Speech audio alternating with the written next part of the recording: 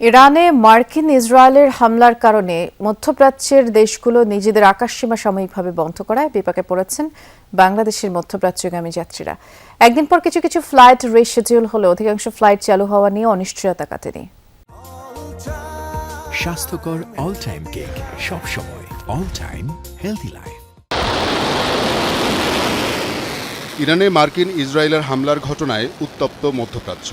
Tehran, Tel Aviv ছাড়িয়ে এই যুদ্ধ ছড়িয়েছে সৌদি, কাতার, বাহরাইন, কুয়েত, সংযুক্ত আরব আমিরাত সহ আশেপাশের কয়েকটি দেশে। এসব দেশে অবস্থিত মার্কিন সামরিক স্থাপনায় ইরানি মিসাইল হামলার মুখে বন্ধ করে দেয়া হয়েছে এয়ার স্পেস, যার ফলে বিপর্যস্ত পুরো মধ্যপ্রাচ্যের বিমান চলাচল।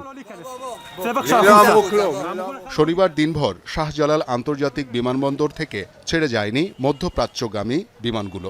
রাতেও বাতিল হয় রিয়াদ ও জেদ্দাগামী ফ্লাইট। রোববার সকালেও বিরাজ করে একই অবস্থা। 800 যাত্রী নাকি ওরা নিজেরাই খাওয়া দাওয়ার ব্যবস্থা করছে, হোটেলে রাখছে।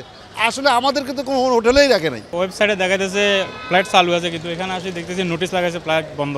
জানিয়েছে যে পরবর্তীতে মানে রিশিডিউল করার পরে ওরা আবার জানাবে যে ফ্লাইট কবে। তো এখন তো কাতারের পরিস্থিতি অনেক খারাপ, তো এই জন্য আসলে আর কি মানে আমাদের ফ্লাইটটা স্থগিত করা হয়েছে। কালকে এরা বলে নাই, এয়ারলাইন্স চালায় বলে নাই, কেউ বলে নাই। আমি এখানে আসার পরে দেখতেছি ফ্লাইট বাতিল।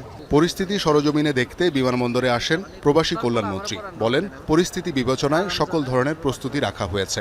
হটলাইন নাম্বার আমাদের আছে, আমাদের লোকাল এমপি এখানে আছে, আমরা সর্বক্ষণই আছি।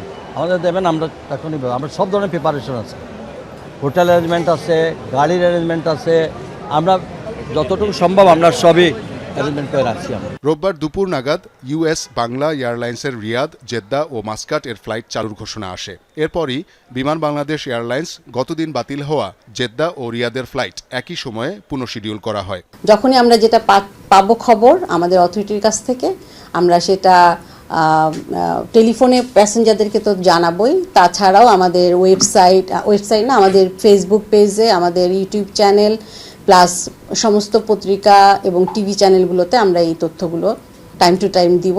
সৌদি ও ওমানের ফ্লাইট রিশিডিউল হলেও কুয়েত, বাহরাইন, ইউই সহ আরও কিছু দেশের ফ্লাইট কবে চালু হবে তা বলতে পারছেন না কেউ। শওকত মঞ্জুর শান্ত, যমুনা নিউজ, ঢাকা।